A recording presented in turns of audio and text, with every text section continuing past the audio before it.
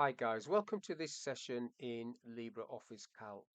In this module, I want to show you a few formatting tips that you might not know about. The first one is how to get a degree symbol onto a figure. So if I type 23 and I want that to be 23 degrees, there's a couple of ways I can do that.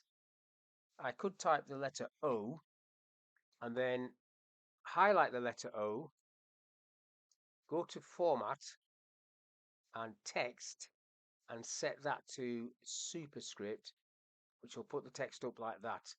So that is one way, but that actually isn't a degree symbol. That's like an oval, but some people will be okay with that.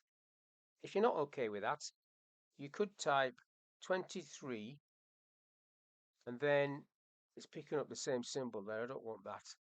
But if I just get my cursor up here, if I use my Alt key on the keyboard number pad, Alt 0176, when I let go, it automatically puts the degree symbol, the correct symbol.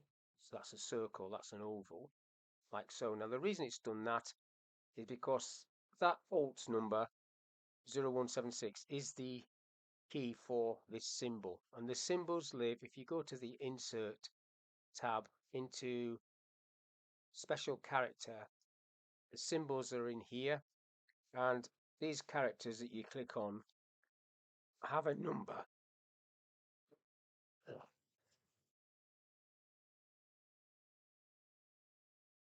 These characters that you click on, these are favorites or frequently used, all have a number. You need to put a 0 in front of it and it'll put that in there for you. So you basically find the symbol that you want in this list and then you insert it or add it to your favorites and it'll be in this list here. Come off that one. Now if you want this to do what's called subscript, so I'm going to put caps lock on and do H2SO4, which is sulfuric acid, but the 2 needs to be subscript. So format, text, sub. You can see the key command if you're doing it all the time there. So that's down, and then the 4, format, text, sub, down, like so. If I take caps lock off and type my name, another feature that you might find useful is strike through. If I click on that, strike through is actually there because it's quite common. It's a line through it. So basically, you don't want to delete something. You want to show somebody that that is incorrect and there's been a change. So you strike it through like that.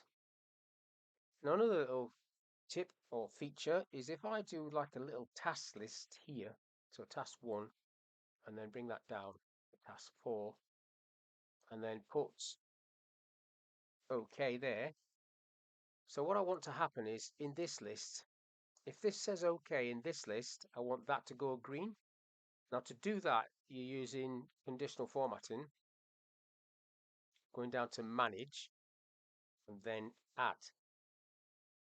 So option I want is not cell value, it's the formula option. So formula is, and you just get one line here. I'm going to click on that cell. I need to take a $sign off. So I don't need a $sign on the 3, otherwise it'll just do it for the top line. On the 1, should I say. Equals, OK needs to go inside quotes like that. So if that equals OK, good, which is going to be green. Click OK to that, and then OK again. So if I pull OK down, they all go green. Now I could have set an option where that did strike through and went red, say, with the font changing color. If I picked that sort of style or created that style, I could do that. But that's just showing different formatting features there. So this one is using superscript. That's inserting a symbol. That's using subscript. That's using strike through. And this is using conditional formatting. So that's all I want to talk about in this little video. So hopefully that was of use. Thank you for your time and I'll catch you on the next one.